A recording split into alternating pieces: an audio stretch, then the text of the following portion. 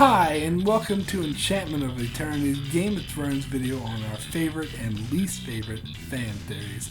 In this video, I'm joined by some special guests as we talk about our most favorite and our least favorite Game of Thrones fan theory. So just a basic spoiler warning for Game of Thrones up to the end of Season 6. If you haven't seen up to the end of Season 6, you may not want to watch this video, otherwise some things may be spoiled for you. So one of the draws of Game of Thrones is to theorize on what may happen in the show and in the novel, something that has become rather popular online and has such a lot of interesting fan theories have come about that stop and make us think, while at the same time some of the other theories maybe might not be so great, and so they make us wonder why they've gained so much traction. So rather than just me talking about my favorite and least favorite fan theories, I reached out to some other YouTubers to get their opinions on what the best and worst fan theories are. So we'll hear from friends of the channel, Akton Tamko and Willi. But first I wanted to start with a YouTuber that this will be our first collaboration, Ultimate Book Maniacs, who has a great channel where she discusses all sorts of original Game of Thrones theories. So if you're into fan theories, you should definitely check out her channel. So anyway, I'll let Ultimate Book Maniacs, Akton Tamko, and Willi take it away as we talk about our favorite and least favorite Game of Thrones fan theories. Hi Mark, thank you for inviting me over to your channel. Hey guys, this is Ultimate Book Maniac. Mark is an amazing guy and this seems like a very nice community. I'm really glad to meet you all. Okay, so my most and least favorite fan theories. Choosing my least favorite fan theory was very easy, but choosing my most favorite one was really hard because I usually like most of the fan theories. For my least favorite fan theory, I was about to go with Jaime being a Targaryen, but at the last second, I chose this one instead. So, my least favorite fan theory is that Robert and Lyanna loved each other and Rhaegar really kidnapped and raped Lyanna. Have you heard about this theory before? Somehow, I just can't see Rhaegar do that. From what we have heard so far about him, he seemed like an honorable man. The small folks loved Rhaegar. And Lyanna was not happy with Rickard's decision to marry her with Robert. She had heard about Robert's bastard. She even told Ned that she thinks Robert will never keep to one bed. When Ned had said that Robert would change, Lyanna had said, "Love is sweet, dearest Ned, but it cannot change a man's nature." At the tourney of Harrenhal, when Lyanna heard Rhaegar's song, she actually cried. We all know Lyanna was more like Arya than Sansa, so it was very unusual that she will cry on such things. Can you imagine Arya crying over a beautiful song? And even in the season 6 finale, Lyanna said, "If Robert finds out, he'll kill him. You know he will." So, what's your theory on this? Who do you think Lyanna really loved? As for my most favorite fan theory, it's almost impossible to choose, but I gave it my best shot. I think my most favorite fan theory is that Bran went back in time and contacted Bran the Builder, or he walked into him and built the wall. Some months ago, I posted a super crazy theory about the Stark's blood, which would explain why Bran the Builder founded House Stark and why there must always be a Stark in Winterfell. So I guess this one is my favorite because it supports my Stark's blood theory. I'm just kidding. I think Bran going back in time to contact the Mad King isn't logical. There wasn't any threat of the White Walker at that time. No one would have believed Aerys, even if Aerys had believed Bran. So I think it will make more sense to go to the person who would actually believe him. That is, Bran the Builder. It is said that Bran the Builder, when he was a child, helped King Doran build Storm's End. But many people also believe that this child was our Bran, because the magic in the wall, Storm's End's wall, and if my theory is correct, in Winterfell's walls too. All this magic is very similar. We all know that the wall is more than just ice. There are spells woven into it which protects it from the White Walkers. As long as the wall is standing, the Whites or the White Walkers cannot cross the wall, unless they are brought in by a man of the Night's Watch. In Storm's End, Sir Davos had to smuggle Melisandre in because she said there were spells in the walls that protected any shadow from crossing it. It sounds a lot like the magic on the wall. Here's a conversation between them. Who rode you to Renly? There was no need, she said. He was unprotected. But here, this Storm Sand is an old place. There are spells woven into the stones, dark walls that no shadow can pass, ancient, forgotten, yet still in place. Similarly, Tyrion thinks this about Winterfell's walls. He remembered Winterfell as he had last seen it, not as grotesquely huge as Harrenhal, nor as solid and impregnable to look at as Storm Sand. Yet there had been a great strength in those stones, a sense that within those walls a man might feel safe. So, that's why I believe that something similar is in the walls of Storm Sand and Winterfell too.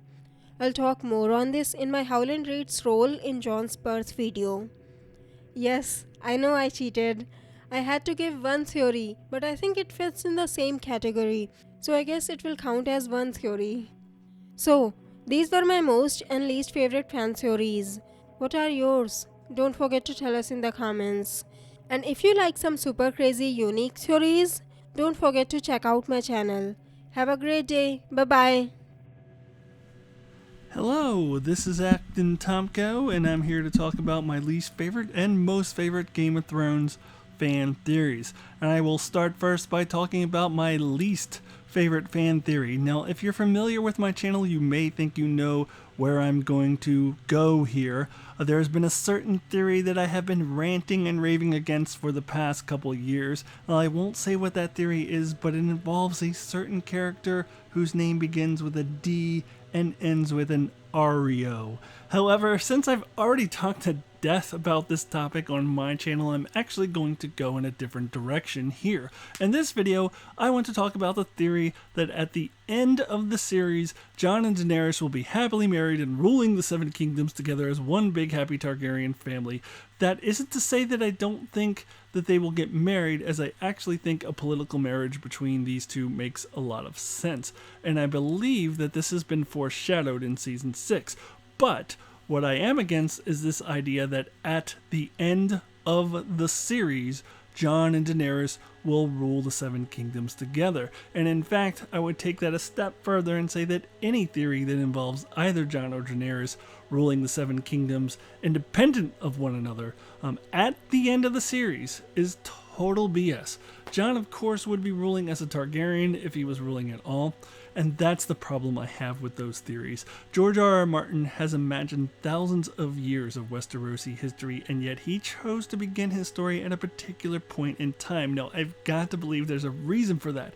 To think that after all we've gone through, that things in the end would just go back to how they had been for 300 years prior to our story, with the Targaryens ruling from the Iron Throne and dragons flying around and all that, that's just inconceivable to me. I've got to believe that when it's all said and done, when the dust settles, that Westeros will look very different than it ever has at any point in its past.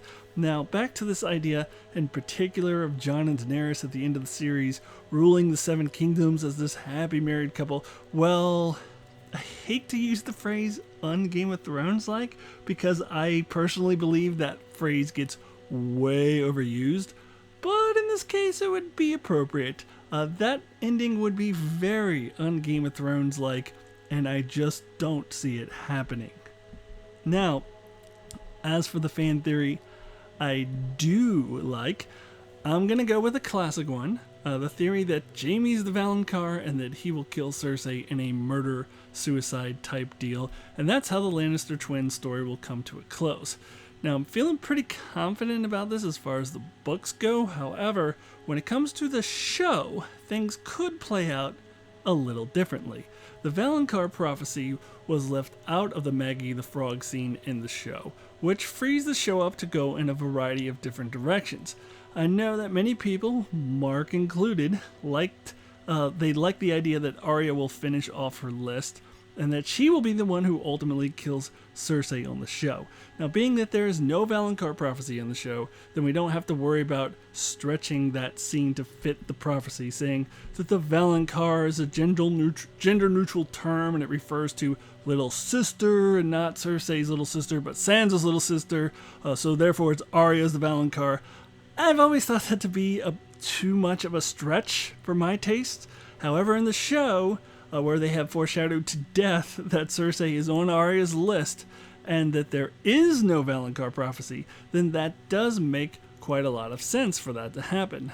But if that does happen, I do believe that the show will stay slightly true to the books, because in the books, I believe Jaime is the Valonqar and will kill Cersei before killing himself. In the show, Jaime could discover Cersei just after she's been killed, whether by Arya or White Walkers or whoever, in which case he would still kill himself, thus connecting to the books, where I believe he'll do that anyway. So I do believe there will be a touching scene at the end where he holds her in his arms, and then after that, he will kill himself, and Cersei will see with her last dying breath that he has killed himself. And by the way, he can cut his own throat with one hand. Just an FYI. And I do believe at this point, Jaime and Cersei will have long ago had a falling out, but it's not going to matter. Their bond is still strong. I believe that this has been pretty heavily foreshadowed. There was even a line where Jaime said that he and Cersei came into the world together, and so they will go out together. And I do believe Jaime will stay true to his word. And there you have it, Akton Tamko's current favorite and least favorite fan theories. Thanks again to Mark for letting me say my piece, and I will see you all next time. Valamagolis, everybody. This is Don Willi back again. So glad to be on Enchantment of Eternity, and so discussing one fan theory that I absolutely love.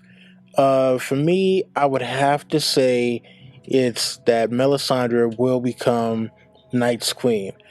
I think the first person I probably heard this from was Tony Teflon, and I think it is absolutely awesome because, for someone to be that devout and to be so much against what the White Walkers stand for, I think it would be kind of poetic for her to lose all faith in the Lord of Light and to ultimately become an agent of the Great Other. And I mean, think about it, right? She currently is at the Wall, and she says that she is more powerful there than she has ever been. And what is the Wall made of? Ice. And for her to be in the north, so close to where the Great Other supposedly resides and where the White Walkers reside, for her to actually become an agent of the Great Other and the White Walkers, again, I think it would be absolutely poetic. The irony is not lost on me whatsoever, and I absolutely love it. So, yeah, that is the one fan theory that I absolutely love. As far as a fan theory that I'm not too fond of, this is something that's kind of been going around, and basically it states that Mance Rayder is actually Sir Arthur Dayne, and that a couple of the other members of the Kingsguard, the guys who were there at the Tower of Joy, are also Qhorin Halfhand and Tormund Giantsbane. Unfortunately, look, I like theories, I like a little bit of tinfoil, but I do think there comes a time where people kind of jump the shark, and for this particular one, I would have to say it jumped the shark a couple of times. Tormund has a backstory that seems pretty solid, and so I highly doubt that he's actually a member of the Kingsguard secretly out to help Jon. Same with Mance Rayder, same with Qhorin Halfhand. I do think that possibly Arthur Dayne is still out there, possibly incapacitated and just not in fighting form right now. But yeah, I don't know. Somehow this particular one seems a little far-fetched to me. But, who knows? I could be way off base and they could totally be right. So, again, I don't particularly subscribe to the theory. It's not one that I hold credence to, but to each their own. Anyway, thank you again to Mark from Enchantment of Eternity for having me. And listen, you guys already know the deal when it comes to me. Rate, comment, subscribe, share, tell your friends, come back for more. That has been my time, and this is Don Willi saying, Valodahirus.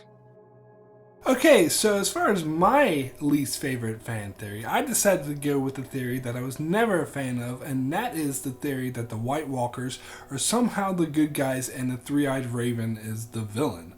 Now, there are many variations of this theory, some less ridiculous than others, and I will grant this theory has lost some steam after the events of Season 6, where the Three-Eyed Raven was killed by the White Walkers, but some believe these events will go down differently in the books, while others hold that we will learn that the White Walkers aren't the villains that we thought they were. So I should make it clear that for a while I was on board with the possibility that more would be revealed about the White Walkers that adds dynamic to them, perhaps giving them their own reasons for why they're doing what they're doing, and I still think that's a possibility. However, ever since I saw the Season 6 episode The Door, where their backstory was revealed that the White Walkers were created by the Children of the Force as a weapon against the First Men, a weapon of mass destruction that they lost control of, it strikes me that the White Walkers are more of an analogy for weapons of mass destruction, and that the allegory they represent is something more of a nuclear holocaust, and thus, while the kingdoms of Westeros squabble amongst themselves, they weaken themselves to this external threat, which I think is more of a force of nature like a hurricane rather than something being evil like Sauron. But as for the Three-Eyed Raven, this is part of the theory I find most improbable. Some would even go as far to call Bran a villain as well, citing that what they're doing will ultimately hurt rather than help humanity. And this is where I feel it's kind of similar to the Daenerys being a villain theory, as Martin writes his characters with dynamic, and they never come off as straight, heroic good guys, but dynamic characters who, like everyone in real life, have a dark side, who, although they may ultimately do what's best for everyone, are capable of doing some morally questionable things. And that's one of the things that makes Martin's work so great and sets it apart from more simplistic good versus evil fantasy tales. However, I do personally believe that some people fixate too much on this dark side, read too much into it, so they take it as an indication that this character is evil or a villain when it is only intended to express realistic dynamic. And I think the show in particular has clearly established that the Three-Eyed Raven as a mentor figure who is there to guide Bran to defeat the White Walkers, a clearly destructive force, so I find the notion of him being some sort of villain preposterous. So as for my favorite fan theory, I'm going to go with a theory that's somewhat recent, as it's based off a line of dialogue from Season 6, and thus also a more show-centric rather than involving the books. Although the possibility is still open for this to occur in the books, it is more of a show theory, and that is the theory that Arya Stark's story will end with her sailing west across the Sunset Sea into the great unknown, never to be heard from again. Now, this theory came about after Arya talked with Lady Crane about how she wanted to sail across the Sunset Sea to see what's out there. Now, the writers of the show have always been rather clunky with setting up future storylines, and when they have a line of dialogue or an action like this that would seem to suggest a future storyline, it typically turns out to be the case. This line in particular felt very sudden out of nowhere, as we never heard Arya talk about the Sunset Sea before, so it strikes me to be rather out of place and unnecessary, unless it is in fact setting up for Arya's fate at the end of the series. It's also always been a theory of mine that Arya would disappear into nothingness and become the stuff of legends at the end of the series. So when introduced with the possibility of sailing west and never being heard from again, this seems to fit perfectly, because I strongly don't feel that Arya will live happily ever after in Winterfell, nor do I believe she will die tragically. I think her trajectory is taking her to a very dark place that she won't be able to come back from, so her fading into legend makes the most sense to me. Plus, there's something very Lord of the Rings-esque about this ending, where a character is sailing west to the unknown, and we do know Martin takes some inspiration from Lord of the Rings, but gives his own George R.R. Martin twist to it, and I think this fits that bill perfectly, which is why I picked it as my favorite Game of Thrones fan theory. So that's it for our favorite and least favorite Game of Thrones fan theories. I would really like to thank Akton Tamko, Don Willi, and Ultimate Book Maniacs for participating in this video. If you haven't already, be sure to check out their channels and subscribe. I'll put links to their channels in the description below.